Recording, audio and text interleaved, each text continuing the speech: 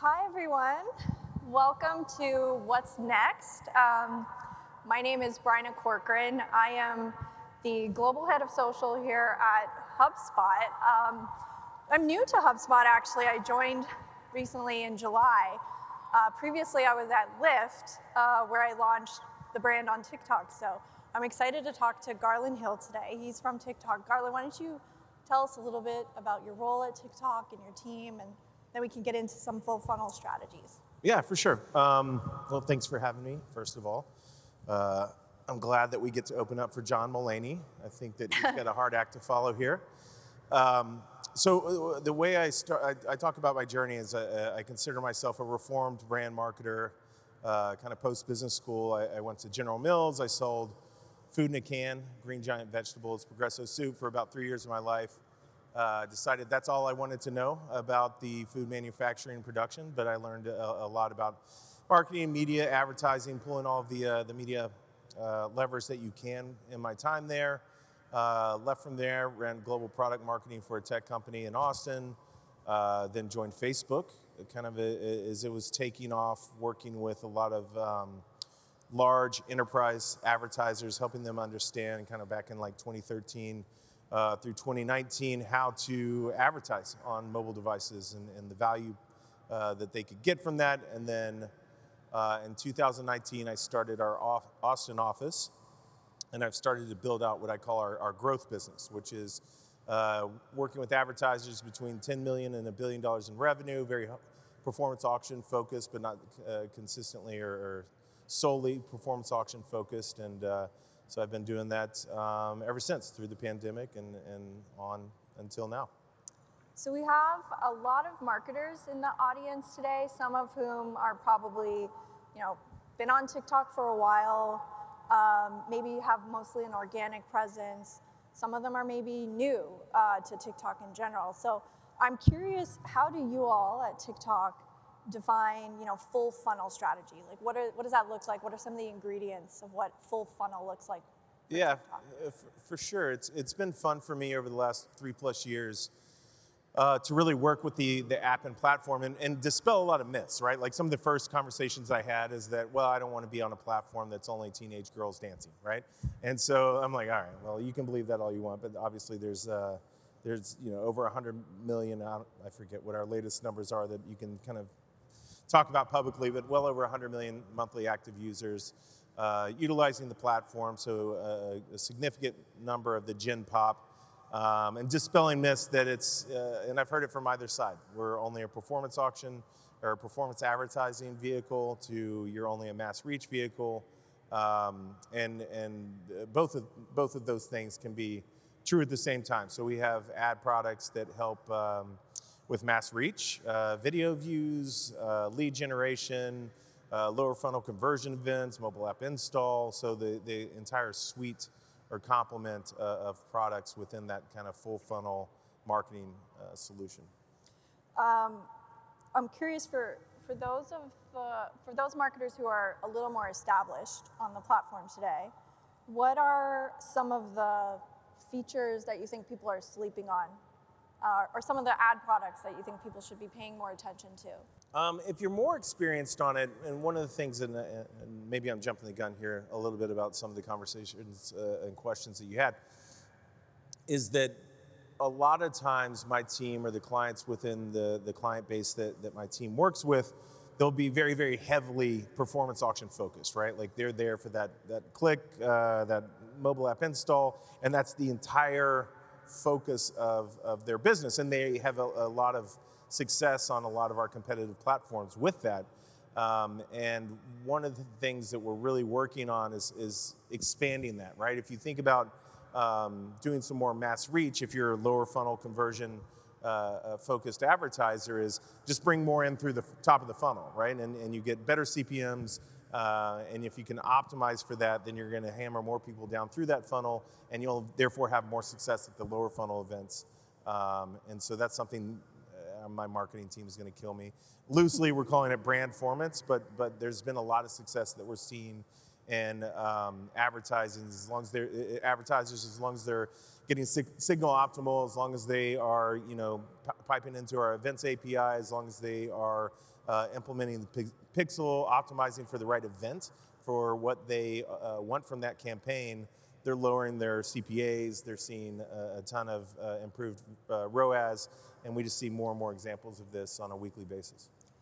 Well, as someone who runs a social team and social brand presence for HubSpot currently, it's, as the marketer, as a social marketer, it's hard to keep up with all the channels and all the content, and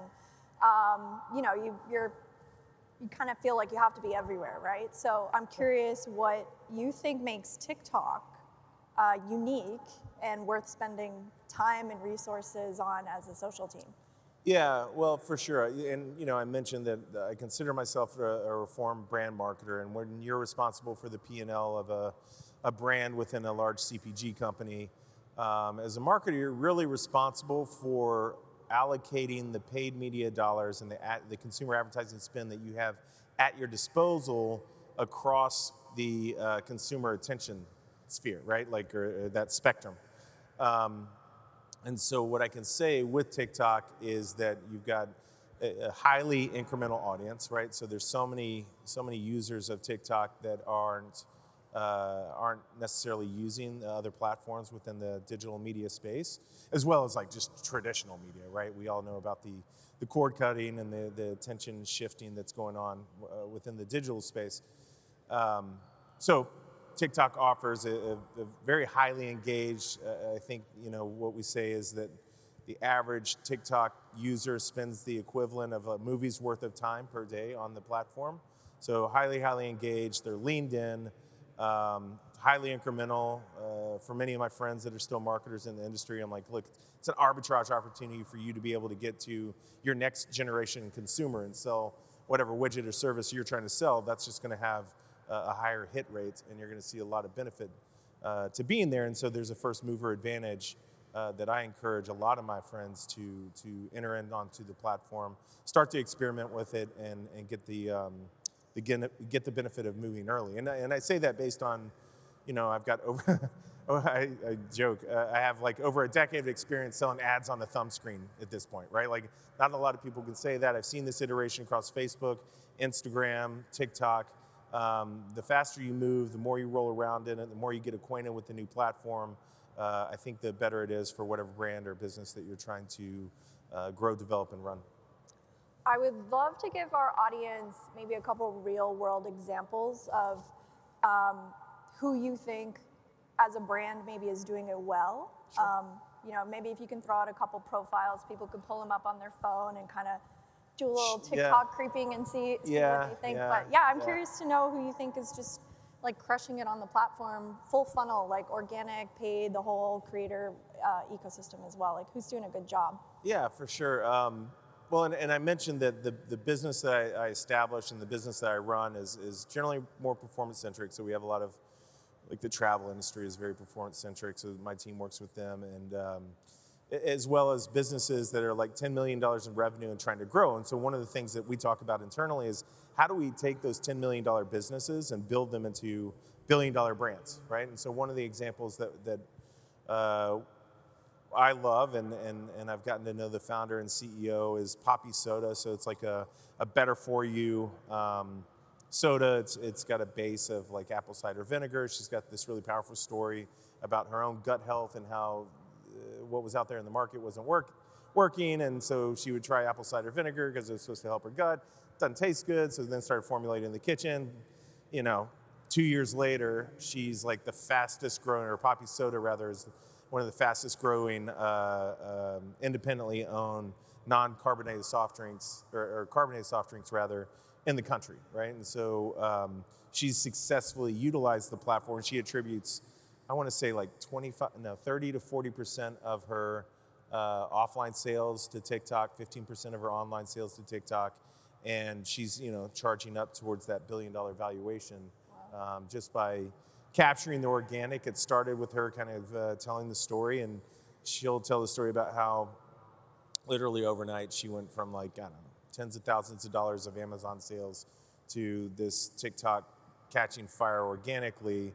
and her having like $250,000 sales on Amazon overnight, then trying to have to like figure out how do you engage with your community. She becomes the voice of the brand. How do you do it authentically?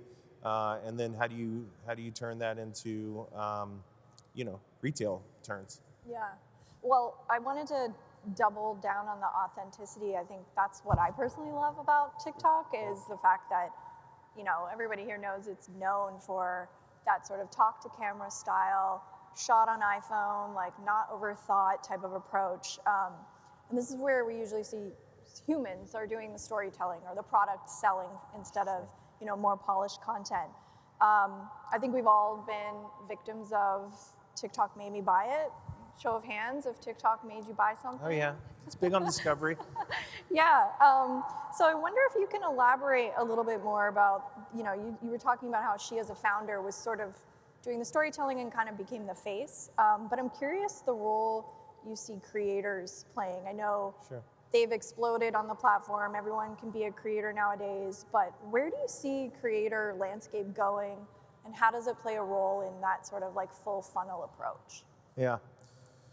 Well, I mean, you just hit on it.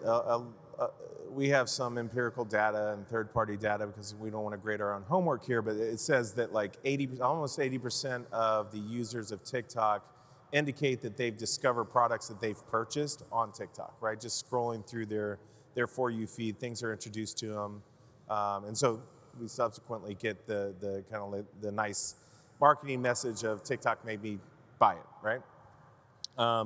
And creators play a huge part in that. So it's not, a lot of creators just are out there talking about the products that they like. So Get Ready With Me is a big trend on TikTok. So there's dozens of beauty brands that have gotten the benefit of just having these creators with these massive followings.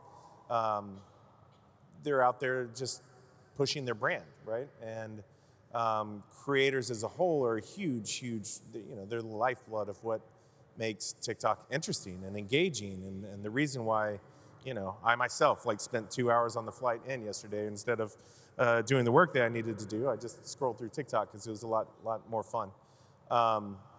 So we continue to support that creator community.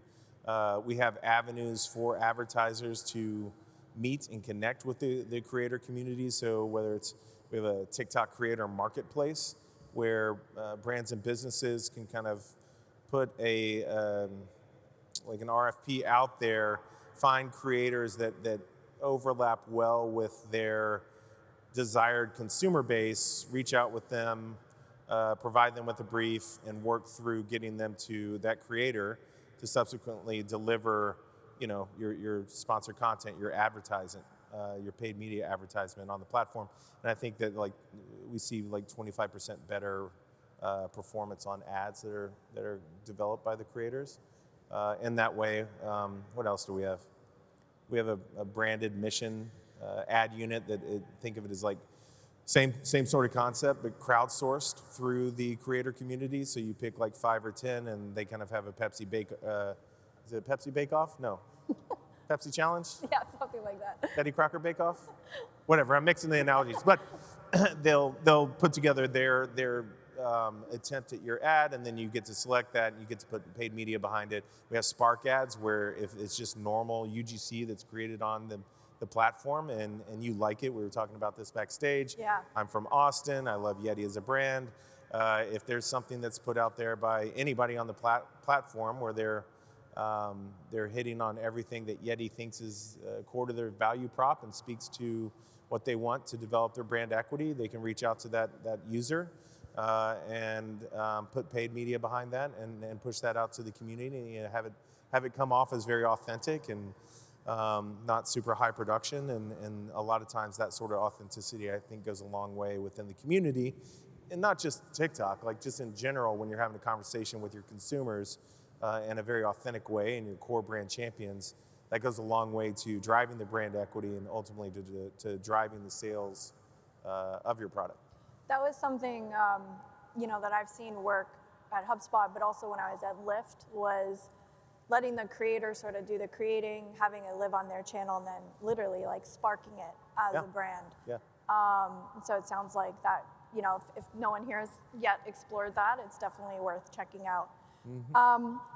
How's our time? Okay, so I wanted to double down a little bit on so I am an organic girl. I have a lot of heart for social. If something pops off organically, hey, if we put some paid against that, it's really gonna crush. So one of the things that I love about TikTok is the fact that you could start really organically on the platform. It's hard to build a social team. It's hard to make content. It's hard to make content at speed. So starting organically is usually the way most of us start on these social networks. But what I love about TikTok is you can find success there. Starting organically, sometimes things hit the For You page and you get, a little traction. You're like, where did all those views come from? It's because of the algorithm, how awesome it is for organic. So I'm curious what, as kind of like the growth paid side of TikTok, what do you see as like the right blend? What are sort of like the growth initiatives? Because I think what's great about organic is it's more of like the authentic side, right? Of like, it's the personality of the brand coming through. And then on the growth side, that's more of like the selling and the pitching of why someone should buy your product or why someone should care about you as a company. So how do you strike the right balance? Like if you're starting out on TikTok and just kind of, taking organic to the next level. Yeah, no, I'm with you. Like you're organic girly. I'm a paid boy. Two peas in the pod. This question always, like 15 years ago, I went to Cannes and Keith Weed was the CMO of Unilever at the time, and like just an amazing speaker, amazing marketing mind. And if you guys will forgive me, he had this fantastic quote that I think that this kind of matches to, and it was something to the effect of like, finding the right balance of organic and paid. It's like high school sex, right? Like everyone's talking about it. Very few people are doing it, and even fewer are doing it well. You know what I mean? And it's just such a hard balance to strike. And there is no silver bullet, right? Like I can't give you the Oreo after dark Super Bowl moment. I've been, like I said, 10 years of this. I can't. What I tell people is like, I can't tell you what's going to go viral, right? If I could, we'd be having this conversation on my yacht, like all of us, right? But there is definitely a blend of that organic component, especially with TikTok, where you can capture a little lightning in a bottle. And what I tell my friends that have, small businesses and or large marketers with a number of brands underneath them is you want to dip your toe in the water and just kind of try it out because it is free, right? Yeah. And it is one of the last platforms where it is free, where you can get some organic traction, see what's working, see what's resonating, see how many likes it gets. It might not take off, but you might see like of the 10 things that you're trying, these two got a few hundred more. Read the comments, try to understand and interpret what resonates. And then based on those learnings, try to incorporate that more into, the creative work that you're pushing paid media behind. And that's as near as I can get to how you can get that paid and paid, owned, earned, social, like all of it organic to come together. Yeah. But there's nothing formulaic that trust me, if I figure out the formula, like we're taking it on the road together, It's funny you mentioned like how everyone talks about high school sex. I always say organic is always the bridesmaid, but never the bride. It's like we're always invited to the party, but we're not. It's harder to get the resources. It's hard to get, creative support. So I love that like there's a marriage there for both of us. Yeah, there really is. It's hard. One of the other things that I know you can't talk too much about algorithm and all of that, but Can't talk. I can't even spell it. The secret sauce of the For You page. I love that you can put something out there and it just sort of pops off. I'm curious, what are some of maybe the growth strategies that can marry up against the For You page? What I mean by that is like I don't know how many people here have seen like a good ad or a bad ad on TikTok, but one of the disappointing things is when you kind of click over to the profile and you can see they haven't really figured out the organic strategy. So I'm wondering for our audience, how can organic sort of fuel the For You page, but how can we apply some growth strategies to that as well? Oh, that's a tough one. I think if I was running a business, right, and I'm trying to grow it, I would experiment with things. Well, I'll use another example of like one of the businesses that's done really well over the last year and a half, utilizing the platform, and that's Circle water bottle, right? And so I don't know if many of you are familiar with it, but it's kind of a reusable water bottle, and they have these like flavor cartridges, and you can snap them in, and you can dial in, how do you want it to be, like stronger or lesser or whatever. And so it's got like this sustainable, reusable arc to it. And they started pretty heavily on the organic side. I think that they're drop shipping to a lot of influencers.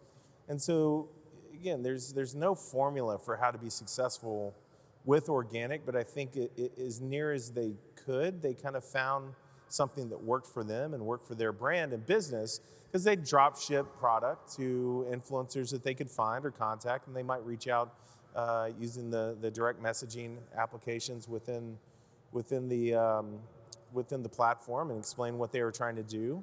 And then these influencers would use it, and they, I like it, and it became kind of organically the water bottle of TikTok, right? And you've seen the leggings of TikTok, all these things. And again, you can't catch lightning in a bottle with any of these, but it worked for them. And then after that, then they really started leaning in, putting creative work together, putting paid media behind it, and caught the momentum that they had started on the organic side, and then extended that to their paid side, and then really started getting traction as a business.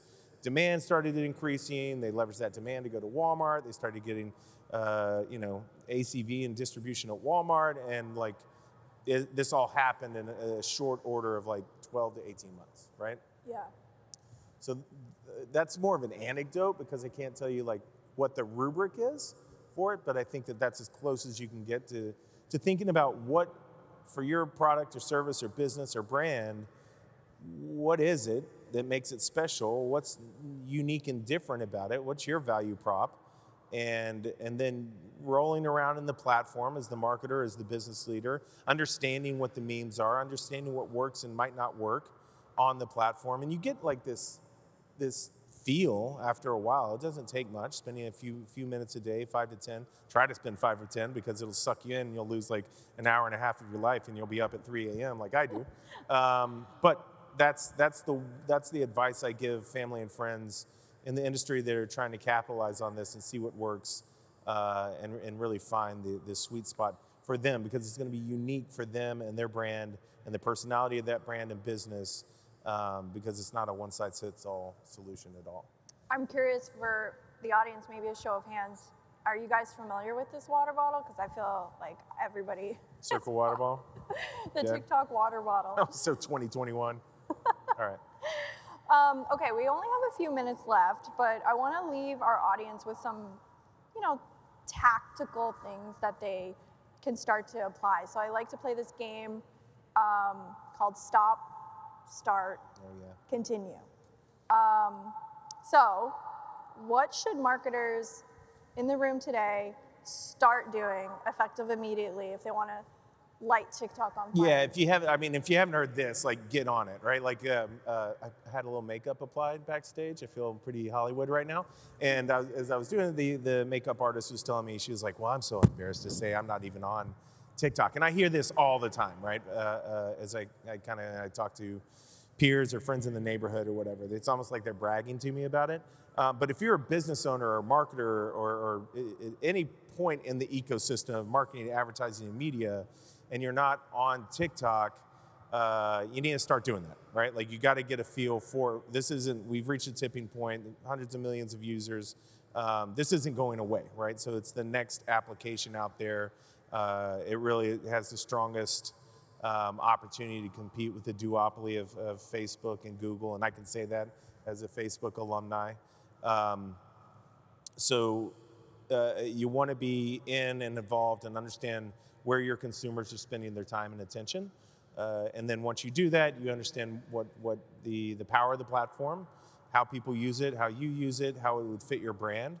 So that's the biggest takeaway for anybody that's not involved with the platform, is get on it, understand it, and And then you can start to get like more strategic and thoughtful about how you want to use it for your business. But like dip a toe in, the water's fine. And I guarantee your competitors are. It's funny you're trying to pitch the makeup artists backstage because I was doing the same thing. I was like, have y'all seen that snail mucin on TikTok? Yeah, and they're no. like, yeah, we're on it. I was like, you guys would No, she was like, I'm on Reels. And I'm like, well, you found out about it 4 weeks later than everybody else. Yeah. And as like a skincare sort of like beauty, like rabbit hole TikTok person, I was like, ladies, you guys would do so well on TikTok if you just got on there. It's not Start sharing your expertise and see where it goes. Right. Okay, so that's the start. What should people stop doing and stop wasting energy on? What was like so 2020, don't even think about it anymore. Like just stop doing it. What would that be? I mean, participate in the community, try to find the communities that gravitate towards your brand on the platform. I should have also said start being, or no, well, I'll use that on continue. What's a good stop? I have one. You tell me yours. Okay, stop jumping on trends too much. That's exactly, yes, that's where I was going to go. It's like trend overload. It's like, and you know, it's hard. It's easy to jump on trends, but you know, how do you like blend it, you know? Use the trends, know the trends, but the trends can be so fleeting and ephemeral that by the time like especially the bigger brands, by the time they like get all the traps cleared and get all the signatures and run it by their agency of record or the social media agency or execute it, it looks inauthentic. It looks like a big brand trying to be cool. Yeah. It'd be like me trying to do the TikTok dances, you know, like Yeah. it's not gonna work. I'm not gonna look cool in that. I feel like trends was how we all started on the platform in 2020 and 2021, and Sure. because it was early and like no one was really on there. But now I feel like more and more brands are on there. And it's easy to just get lost in a trend very quickly because like some of us are late or whatever. So, Yeah. you know, I'm really pushing for like trends as the cherry on top. And I think people are moving more and more towards like wanting to spend time a little bit with like expertise and valuable content. So Yeah. stop being so thirsty for trends. Yeah. Okay, and then what should people continue doing? I think you mentioned, you know, roll around on the platform a little bit, experiment, but what build on that? Yeah, for sure. Continuing to get more comfortable with the platform, with the users. You know, you do want to be on there so you understand the trends and what's working and kind of the tone of voice that would work best for your brand. Continue to experiment with your own organic content, to continue to experiment with the paid ad units that are out there that might work for your brand. We're rolling out a ton of measurement, right? Like as a former marketer, as a former P&L owner, I think it's incredibly important to understand like what did you execute and how did it perform, so that you can kind of rinse and repeat. What else? Yeah, but don't walk away from it because it's not going anywhere. Yeah. You and I just briefly, because we have a couple more minutes, you know, you mentioned, I think like people who run social teams or started in social, one of the like tropes we all hate is, oh, the intern's behind the social account. Yeah. But I will say at HubSpot, we have a really young team. And they are kind of, you know, early 20s, and like this is kind of like their first big job. You were mentioning backstage that sometimes the easiest way to get started is to give the phone to your intern. Yeah. Yeah, share some thoughts on that. Well, we were talking backstage, and I get asked a lot. It's funny, over the evolution of the last few years, at first it was like, why, right? Why TikTok? And I feel like for the most part, the conversations that I have now in marketplace, people are like, okay, we get it. We get the why, right? Like you got a lot of time and attention. A lot of our consumers, bought into that. Now we're moving to the how stage. And a lot of the how stage comes down to, well, what does that creative execution look like? Do I use my high production agency of record creative that my TV ad and I just reskin it for a phone? Or do I use a creator, right? Use the creator marketplace, go lock in with some of the influencers on the platform, give them a brief, let them execute for me? Or do I just hand the phone to an intern and have them come up with Voice My Brand? And what I tell them is the same thing that I started out with, that as a marketer, you're responsible for placing your paid media where the consumer eyeballs are, right? Like the best you can do is distribute it almost mathematically across where the time and attention of your consumers is going to be, and then hit them with the same message over and over again, right? Like it's kind of marketing, advertising 101. With this, I almost see that the same way for the creative. Experiment with that. If you have the benefit of an agency of record and bigger brand budgets, then try something high production, see how that works for you, measure, test, and learn. If you have a creator, try that out. And if you want to hand it to the intern and have them produce your organic content and see if it takes off, like the Poppy founder, right? Yeah. Then do that and just experiment with what works for you and start to dial that in for what's the most authentic for your brand, what drives the most brand equity, which ultimately leads to the most base sales. Awesome. Well, thank you, Garland. On behalf of the Inbound community and all the social marketers here in the room, thanks for today's discussion. It's my pleasure. Thank you, everyone. Thanks all.